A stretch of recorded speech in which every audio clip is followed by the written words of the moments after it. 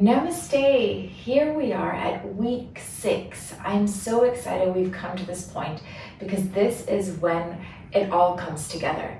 We've learned the ingredients separately and now we're literally going to play around with different recipes, play around with different sequences, see how things build from one to another, how to move from one pose to the next safely with mindfulness, but also with ease.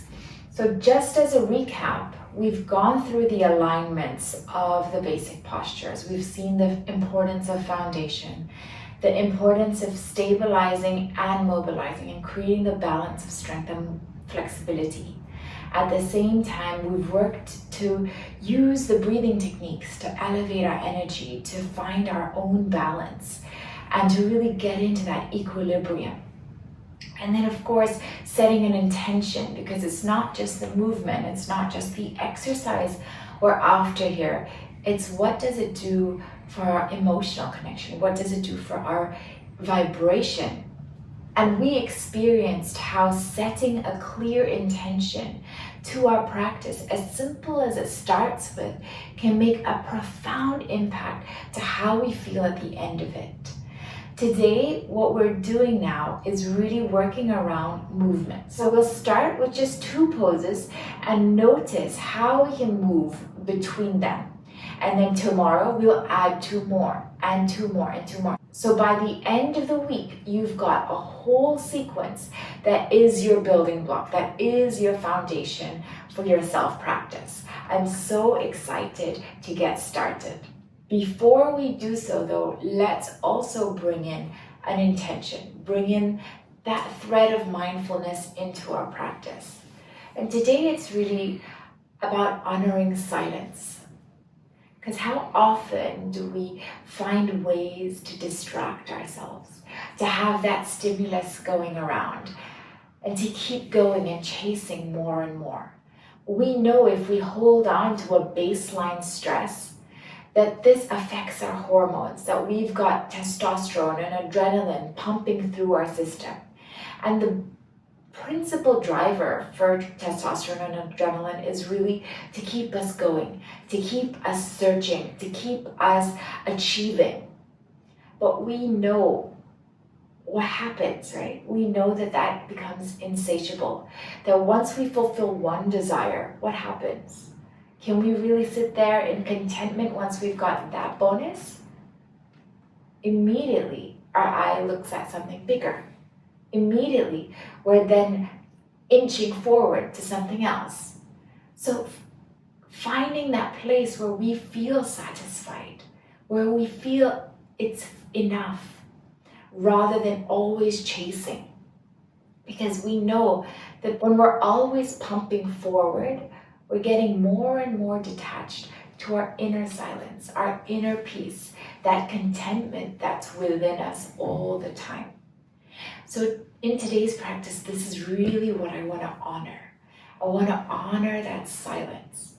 And they say that in order for us to really spark genius, in order for us to really spark creativity, we need to be in a place of silence, boredom even, so that our brain can start working in different modalities. It can start connecting dots that were never there before. Going into brain science, there's a concept called brain plasticity, which basically means our brains are always moving and molding and changing shape to really spark off learning. And they're able to learn at any stage of life. But the more we think one direction, the more likely we are to keep thinking in that same direction. They say neurons that fire together wire together. Imagine a trickle on the earth. The more the water starts streaming in that direction, the more it embeds the earth. So that naturally when water comes, it follows the same path. So those grooves get deeper and they get more embellished in how the movement is directed. This is exactly the same with our flow of thoughts. If you think of our mind as a flow of thoughts, then those neural networks is the riverbank. So once we're able to shift the way we think, to shift the paradigms in which we operate, then our thoughts can channel in different directions. But if we keep worrying, we're more likely to worry. If we keep getting angry at ourselves, we're more likely to stay angry at ourselves. So this is why intention setting is so important, because it starts with that seed where I'm going to start channeling my thoughts in this direction so that we can really see a difference in how we think, what we aspire to, and how we behave. So holding that, what we're really going to do now is embody this place of silence, this place of stillness, and come to connect with our inner peace. So we start with a simple breathing technique. Inhale for 4, exhale for 4. I want you to really just feel the vibration moving from the crown of the head all the way to the base of the spine. If you feel distracted, if your mind wanders, don't beat yourself up about it. Just come back to your center. Come back to the sound at the back of your throat. This really starts to ignite the pituitary gland. This is the gland that helps with balancing our adrenal function, balancing our hormones. So we come to a place of homeostasis. So we're not moving from flight or fight, but instead we're finding our center. And that's why that ha breath, the ujjayi breath at the back of the throat helps mirror, helps reach out and stimulate this pituitary gland, which is right at the throat.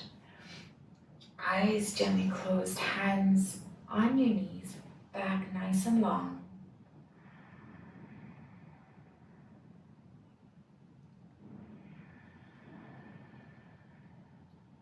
And let's just find that soothing sound at the back of the throat.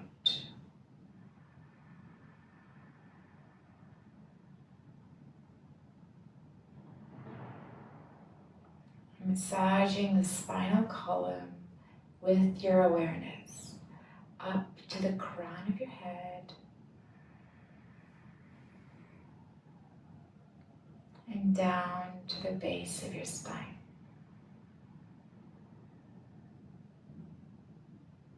We entrain the mind to stay present, stay focused by noticing the sound, by feeling the movement, and by counting. Inhale for 4, 3, 2, 1. Exhale, 4, 3, 2, 1. Inhale, 4, 3, 2, 1. Exhale, 4, 3, 2, 1. With your own rhythm, inhale for 4, upward. Exhale for 4, downward.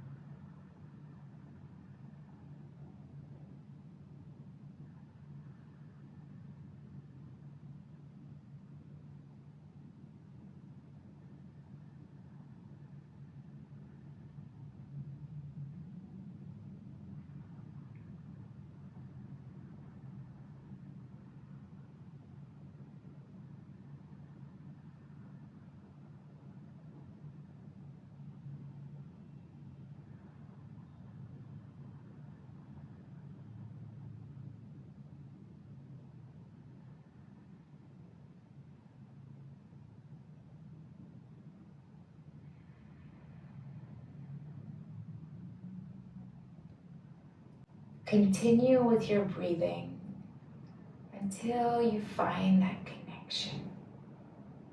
The connection to your inner peace, to your center, to that silence.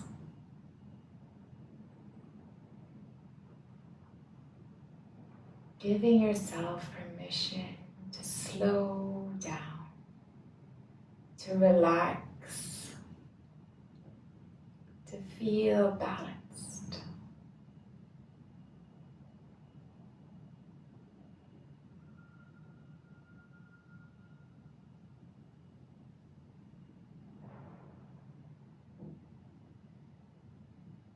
So allow you some time, allow 5 to 10 rounds of this breath to really hone in that energy.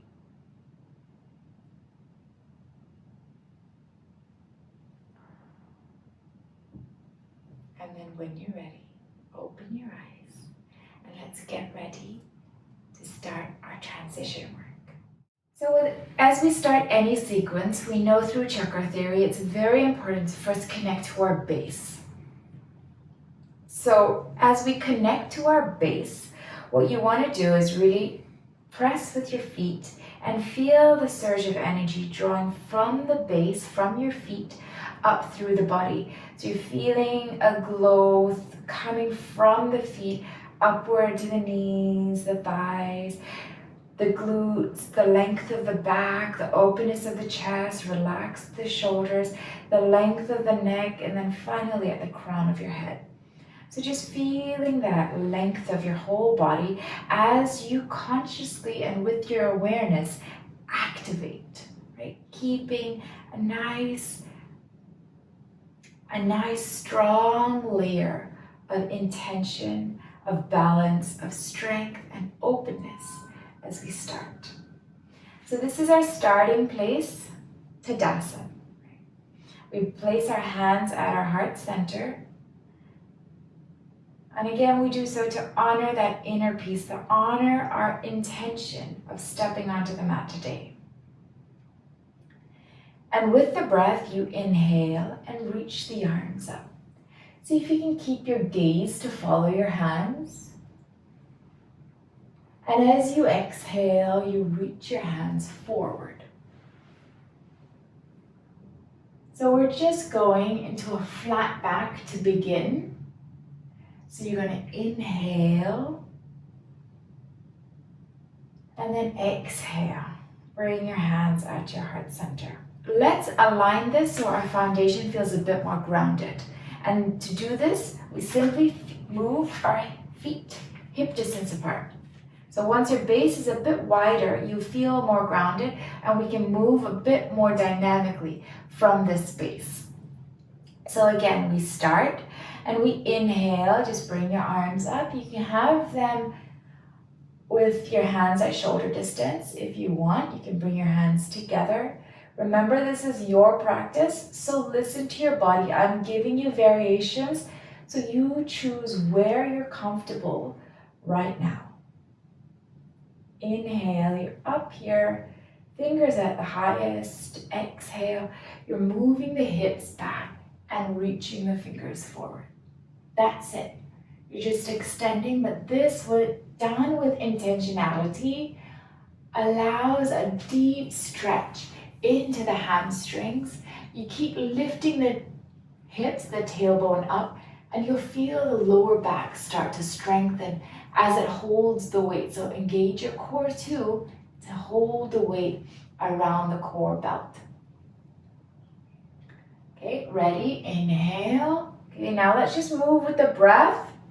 Just like we were seated and feeling the breath and feeling the count with it, we're going to do the same moving.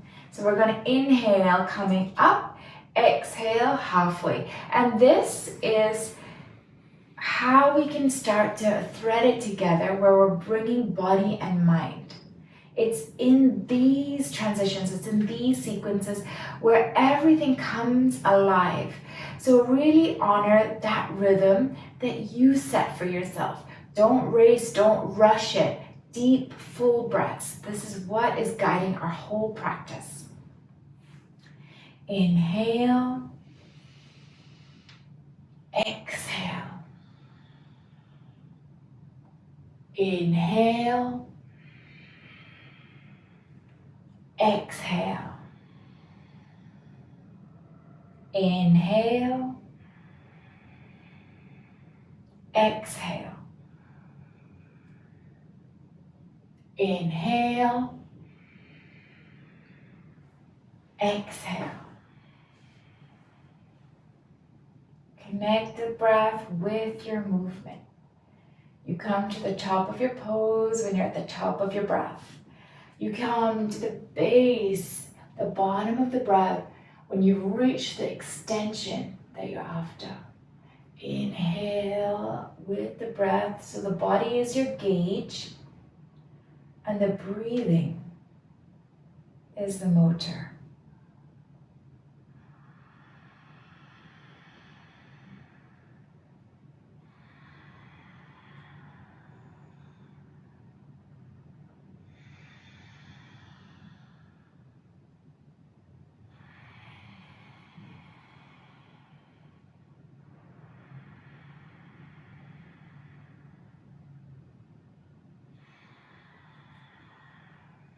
Are you able to still maintain that silence? Just as we did in the pranayama.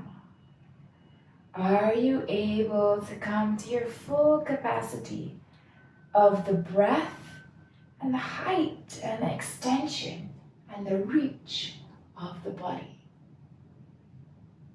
The more deeply you inhale, the more full are your movements.